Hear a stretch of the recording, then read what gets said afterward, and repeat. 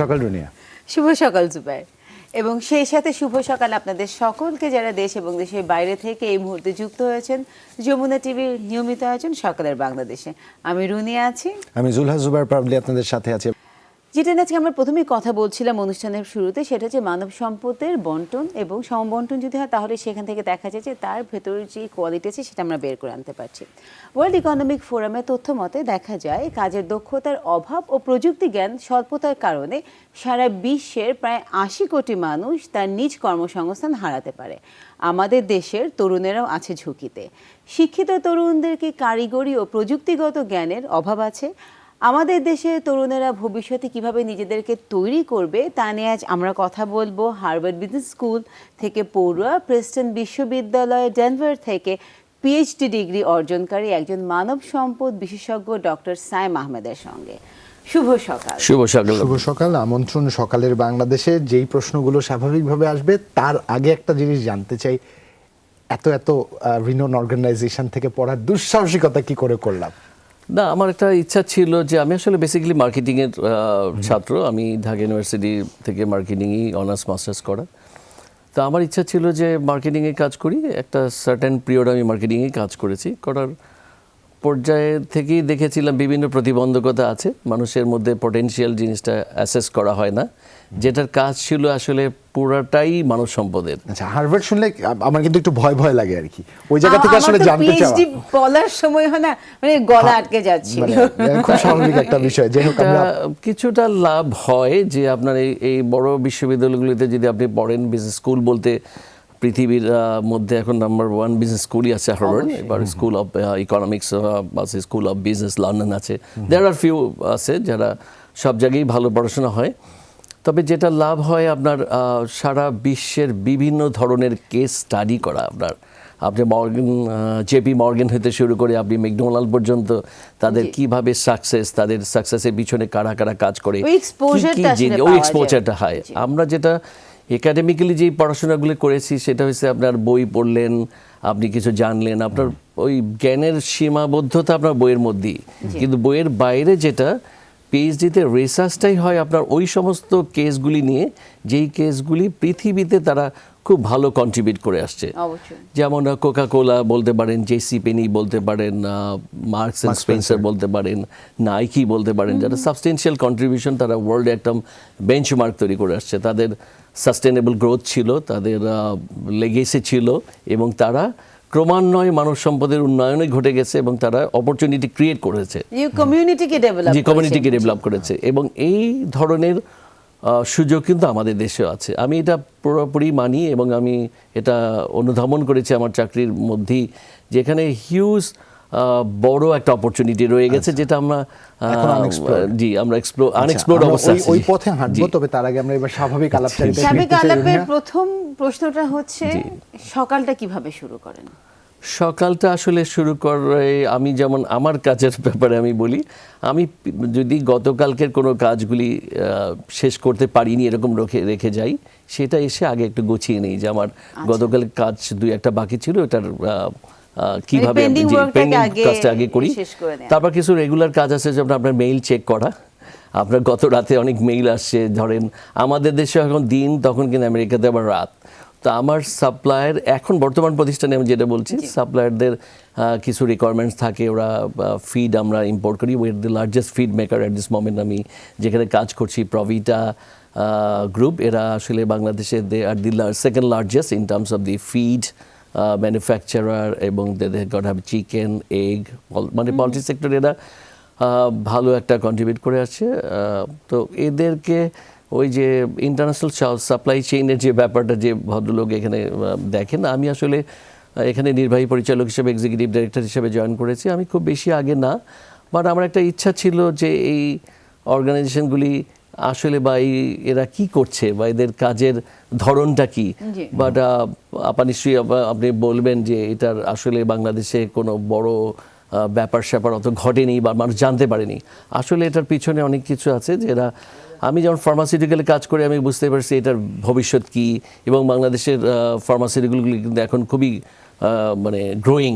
এবং আপনি 1982 সালে যে ড্রাগ পলিসি হয়েছে, এই পলিসির পর মাল্টিন্যাশনাল কোম্পানিগুলি বাংলাদেশে আর ডমিনেট করতে পারছে না। গ্র্যাজুয়ালি বলেন আর যেভাবেই বলেন ওদের নিষ্পত্তি হয়ে গেছে, ওরা নাই। এখন লোকাল বাংলাদেশি কোম্পানি প্রথম যদি 100 কোম্পানি দেখেন তার প্রথম 90টাই বাংলাদেশি কোম্পানি, এবং তারা বেশ ভালো কন্ট্রিবিউট করে যাচ্ছে, এবং আমাদের জন্য এটা অ্যাফোর্ডেবল প্রাইসে তারা ওষুধগুলি দিচ্ছে, যেটা আপনার বিদেশি কোম্পানির কাছ থেকে আমাদের কেনা সম্ভব ছিল না। যেমন সেফটি একজন, যেটা আপনার লাইফ সেভিং ড্রাগের কথা বলছি, এটা বাংলাদেশের যখন আপনার রোসেপেন নাম ছিল, রোশ বিক্রি করতে, যে পেটেন্ট ছিল তাদের, তখন এটা আমার মনে হয় ব্যাক ইন 90-তে এটা 2200-2300 টাকা ছিল। অনেক। তো এইটা আমার লোকাল কোম্পানি, ধরেন বাংলাদেশে অপসোনিন ফার্মাসিউটিক্যাল কোম্পানি এই সেফটি এক্সাম নিয়ে আসছেন 180 টাকায়। তা আপনারা দেখেন এটা কত মানুষের রিচের মধ্যে আসছে, অ্যাফোর্ডেবিলিটির মধ্যে আসছে, যেটা আসলে একটা বড় অবদান আমি মনে করি বাংলাদেশের ফার্মাসিউটিক্যাল ইন্ডাস্ট্রির ক্ষেত্রে। সিমিলারলি এই যখন আমরা এই সেক্টরতে আসলাম, তাদের দেখলাম তারা কিন্তু আমাদের প্রোটিন সাপ্লিমেন্টটা তৈরি করছে। আমাদের as per the WHO guideline অনুযায়ী প্রতিদিন যদি আমাদের একটা দেখেন আমাদের অ্যামাইনো অ্যাসিড আমার নিউট্রিশন কতটুকু দরকার, সেই দরকার যদি পার কেজি বডি ওয়েটে দেখেন তো ওদের 60 গ্রাম থেকে 1 গ্রাম প্রতি কেজিতে দরকার প্রতি মানুষের। আমাদের বডি ওয়েট যদি এখন 100 কেজি হয় বা সেফর 70 কেজি হয়, 80 কেজি হয়, নিয়ম অনুযায়ী তার সেটুক সাপ্লিমেন্ট দরকার, এবং 480 grams of protein। এখন সেই সাপ্লিমেন্টটা পাচ্ছেন কিন্তু আপনি দেশের উৎপাদিত ডিম থেকে পাচ্ছেন, মুরগি থেকে পাচ্ছেন, এবং এই মূলত তো আমরা প্রাণী আমিষের উপরই নির্ভরশীল, এবং এটাতে আমরা স্বনির্ভর। জি, স্বনির্ভর। এবং এদেরকে আমি যখন দেখলাম যে এরা আসলে কি ফিডটা নেয়, এদেরকে কিভাবে খাওয়ানো হয়, আমরা যে কি খাই, আমরা যেমন প্রতিদিন ডিম, দুধ, কলা, আপনি ভালো ভালো খাবার খাচ্ছেন, এবং আমরা যেভাবে খাচ্ছি আমাদের যেমন নিউট্রিশনটা আমরা ব্যালেন্স করতে পারছি, সিমিলারলি কিন্তু এই পোলট্রি সেক্টরটাকেও ওইভাবে নার্সিং করা হয়, এবং ওদেরকে এতভাবে যত্ন নেওয়া হয় যেটা মানুষ না দেখলে হয়তো বুঝতে পারবে না। পরবর্তী পর্যায়ে হয়তো আপনারা কোনো আমাদের প্রভিটা বলেন, কাজী ফার্ম বলেন, যাবেন, যখন আপনি দেখতে পাবেন এত বায়োসেফটির ব্যাপার আছে। আমরা ফার্মাসিউটিক্যালে যেমন খুব GMP কমপ্লায়েন্স মেনটেন করি, ওখানে হেলথ অ্যান্ড সেফটির ব্যাপারটা আমাদের কাছে ইম্পর্টেন্ট। এখানেও কিন্তু ঠিক মুরগি বা আপনার ডিমের ব্যাপারে ওদেরও কিন্তু খুবই সেফটির ব্যাপার আছে। ওরা বায়োসেফটি, ওয়ার্ল্ডে একটা বড় এভিয়ান কোম্পানি ওদের এই বায়োসেফটির কাজটা করে থাকে, এবং আপনি ইচ্ছা করলেই ওই প্ল্যান্টের ভিতরে যেতে পারবেন না, আপনাকে শাওয়ার নিতে হবে, প্রপার শাওয়ার নিয়ে আপনার ক্লথ চেঞ্জ করে, এবং কন্টামিনেটেড হয়ে যাবে, সিরিয়াস কন্টামিনেশন হবে, এই জন্য তারা খুবই কেয়ারফুল থাকে। না, সেটাই আমি বলতে চাইছিলাম যে এই যে আপনার একটা ডিম আমরা পাচ্ছি, আপনি দেখেন সেই ডিমে আপনার প্রোটিন সাপ্লিমেন্ট হচ্ছে। যদি একটা সাধারণ একটা উদাহরণ দিয়ে দেখাই যে আপনার 1 কেজি খাসির গোশ কিনতে আপনার 750 থেকে 800 টাকা লাগবে, আপনি এর চেয়ে কম দামে 100 ডিম আপনার হাতের নাগালে পাচ্ছেন। সো আপনি 100 ডিম খেতে অলমোস্ট একটা ফ্যামিলির 4 জন মানুষও যদি থাকে 20-25 দিনে তারা এটা মাসে শেষ করতে পারবে এই ডিম দিয়ে। দেখুন ডক্টর সায়েম, যে বিষয়টি খুব স্বাভাবিক, চতুর্থ শিল্প বিপ্লবের কথা আমরা সবাই বলি, এবং বৈশ্বিক প্রেক্ষাপটের দিকে যদি তাকাই আমরা দেখব বিশ্ব তাদের অর্থনীতিকে শক্তিশালী করবার জন্য যা যা করণীয় চতুর্থ শিল্প বিপ্লবকে অ্যাবজর্ভ করবার জন্য তা করেছে। আমাদের কিন্তু একটা বিপুল পরিমাণে জনসংখ্যা আছে যেটাকে আমরা কর্মক্ষম করে তুলতে পারি, যেটাকে আমরা যোগ্য করে তুলতে পারি, যেখানের তারুণ্য নির্ভর যে জনসংখ্যা আমাদের আছে তাদের একটা প্রপার ওয়েতে আমরা ড্রাইভ করতে পারি। এই জন্য আসলে যে বিষয়টি আমাদের সবচেয়ে বেশি প্রয়োজন তা হচ্ছে সুষ্ঠু মানব সম্পদের বিন্যাস এবং একই সাথে তাদের উন্নয়ন। তার কাছে যে প্রশ্নটি করেছিলাম তার উত্তর প্রত্যাশা করছি। কি করণীয় চতুর্থ শিল্প বিপ্লবকে অ্যাকোমোডেট করবার জন্য? ধন্যবাদ জুবায়ের এবং নুনি, আপনাদের সবাইকে। আসলে করণীয় অনেক কিছুই আছে বাংলাদেশের। আমি যেটা বলবো যে আমাদের গণপ্রজাতন্ত্রী বাংলাদেশ সরকারের মাননীয় প্রধানমন্ত্রী অনেক উদ্যোগ নিয়েছে, যেমন যুব মন্ত্রণালয়ের থ্রুতে কিছু কিছু ট্রেনিং প্রোগ্রাম দিচ্ছে যে যুবকদেরকে কিভাবে তৈরি করা যায়, তাদেরকে কিভাবে স্বল্প আয়ে ব্যবস্থা করা যায়, এবং এই কর্মসংস্থানের ব্যাপারে তারা যত টাকা উদ্যোগী হয়েছে তার চেয়ে বেশি উদ্যোগী হয়েছে একজনকে উদ্যোক্তা হিসেবে তৈরি করা। এবং আজকে দেখবেন যে মাছের একটা মারাত্মক বিপ্লব ঘটছে আমাদের দেশে। এখন আপনি অ্যাভেলেবেল মাছ পাচ্ছেন, আগে একসময় আমরা পেতামই না এবং অনেক কস্টলি ছিল। রুই মাছ বা অন্যান্য কাতল মাছ বা এইসব মাছ, তেলাপিয়া মাছ, এগুলো আপনার ধরেন ভালো একটা প্রোটিন সাপ্লিমেন্ট, কিন্তু আমাদের দেশে ওইটা খুব উন্নত মানের পেতাম না, বা আপনার রিচের মধ্যে ছিল না, আপনার অনেক দাম ছিল। কিন্তু এই বিপ্লবটা ঘটিয়েছে এই যুব মন্ত্রণালয় থেকে, ছোট ছোট প্রজেক্ট হিসাবে এদেরকে শিখিয়েছে 3 মাসের 6 মাসের, বাট এখানে একটা ভালো কন্ট্রিবিউট করেছে আপনার এগ্রিকালচার ইউনিভার্সিটি থেকে যারা পাস করে। ডক্টর সাহেব আপনার সাথে এই জায়গায় একদম সহমত। একটা ছোট এডিশন দিতেছি, একটা সময় যখন তরুণেরা এই ট্রেনিংটা নিচ্ছিল সোসাইটি থেকে কিন্তু একটা ডিসকারেজমেন্ট আমরা দেখেছি যে শিক্ষিত ছেলে কৃষি করবে, শিক্ষিত ছেলে মানে মুরগি পালবে, মাছ চাষ করবে, নিত না পজিটিভ ভাবে। কিন্তু একটা বিশাল পরিবর্তন কিন্তু এখন এসেছে। সেই যে আমরা মাছের বাজার দেখছিলাম, উৎপাদিত মাছ সারা দেশে একটা গ্রহণযোগ্যতা তৈরি করতে পেরেছে, কিন্তু বাস্তবতা হচ্ছে কিছু ক্ষেত্রে পোলট্রির কথা এখনো যখন বলা হয়, ফার্মিং করা যে পোলট্রি বা ফার্মিং করা যে মুরগি তা অনেকে খেতে চান না, অনেকে ডিম কনজিউম করতে চান না, একটা অনেক বিরূপ ধারণা কিন্তু নেগেটিভ। প্রশ্নটা, ধন্যবাদ আপনার প্রশ্নের জন্য। আমার এখন তো আমাকে সেখানে আবার চলে যেতে হবে যে সেই শরীয়তপুরের একজন একজন উদ্যোক্তাকে নিয়ে এসেছিলেন, আমিনা আপা। সে হয়তো অল্প পরিসরে শুরু করেছিল, আজকে হয়তো অনেক বড় পরিসরে যে আসছে।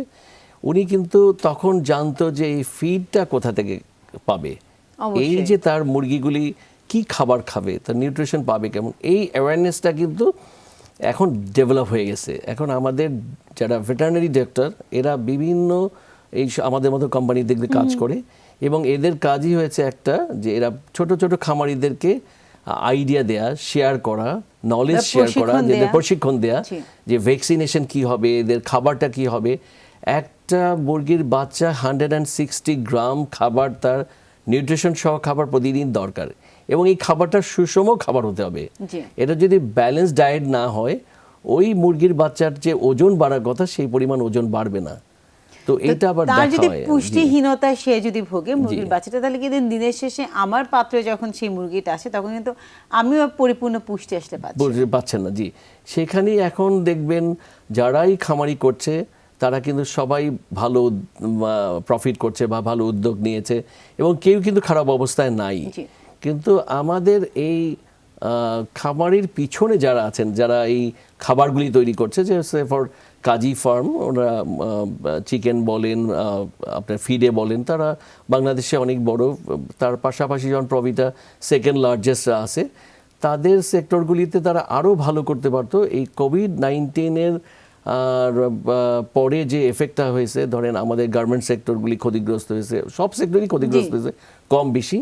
সবচেয়ে বেশি ক্ষতিগ্রস্ত হয়েছে এই পোল্ট্রি সেক্টরের, কারণ এটায় ধরেন 6,000-7,000 আমাদের ওয়ার্কার একদম ডিরেক্টলি ইনডাইরেক্টলি কাজ করছেন, এবং এদেরকে মাননীয় প্রধানমন্ত্রী যে স্টিমুলাস প্যাকেজ একটা দিয়েছিল, যে কোভিড-19 একটা বিশেষ প্রণোদনা প্যাকেজ, এইটা আপনার ধরেন গার্মেন্ট সেক্টরে কী হয়েছে, সরাসরি ওনাদেরকে ওয়ার্কারদের বিকাশ করে তাদেরকে হাতে চলে গেছে, স্যালারিটা পেয়েছে।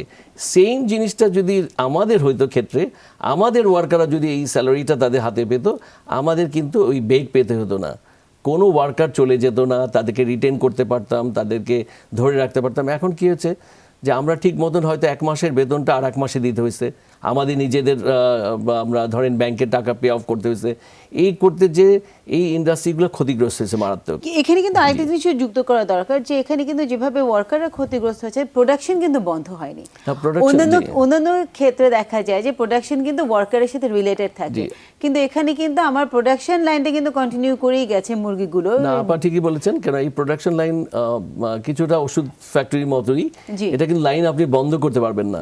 আমরা একটা সময়, আপনি হয়তো পেপারে আসছে, খুব কমভাবে আসলেও আসছে মিডিয়াতে, যে প্রচুর মুরগি কম দামে বিক্রি করতে হয়েছে, এবং অনেক জায়গায় মুরগি পোড়ায় ফেলা হয়েছে। যদিও মানে প্রভিটার চেয়ারম্যান জনাব নবী সাহেব, ওনার ছিল যে আমি মানুষকে গ্রামে মাগনা দিয়ে দেব, কিন্তু আমি এটাকে মারবো না বা পোড়ায়, এটা আমারই বাচ্চা, সে আমার বাচ্চাকে আমি এটা করতে পারি না, এবং বঞ্চিত করা হচ্ছে। বাট এইখানে মানে সরকার যদি একটু ভালো নজর দিত, তাহলে এই ফ্যাক্টরিগুলি ওই সময় যে একটা ক্রাইসিসে পড়েছে, এই ক্রাইসিস থেকে ওভারকাম করে যেতে পারতো। এবং ব্যাংকগুলি যদি আরও আগিয়ে আসতো যে না আমরা উইন উইন সিচুয়েশন, আমরা পার্টনারশিপ, এখন আপনাকে এই বিপদের সময় আমরা সাহায্য করছি, আপনাকে সরকারের প্রণোদনাগুলোও আপনাদের ঠিকমতো পৌঁছে দিচ্ছি, অ্যাট দ্য সেম টাইম আপনার কাছ থেকে আমি রিটার্নটা আবার নিয়ে নেবো সময় মতো। কিন্তু এইখানে একটা সমন্বয়ের অভাব আমি দেখতে পেয়েছি, যে এই সমন্বয়ের অভাবের জন্য এই ইন্ডাস্ট্রিগুলি ক্ষতিগ্রস্ত হয়েছে মারাত্মকভাবে। ডক্টর সাহেব, আমরা একদম শেষ দিকে চলে এসেছি আয়োজনে, খুব বেশি সময় আমাদের হাতে নেই। পুরো আলোচনাটা টেনে মানব সম্পদের জায়গা থেকে আবার একটু জানতে চাই, আমরা নতুন কর্মক্ষেত্র তৈরি করতে পারছি না, কিছু কিছু ক্ষেত্রে আমাদের জন্য কঠিন হয়ে যাচ্ছে। আসলে সরকারের একার পক্ষেই চেষ্টা করে এই পথ পাড়ি দেওয়া সম্ভব না, বাস্তবিকভাবে আমাদের বেসরকারি খাতের উপর অনেকাংশে নির্ভর করতে হয়।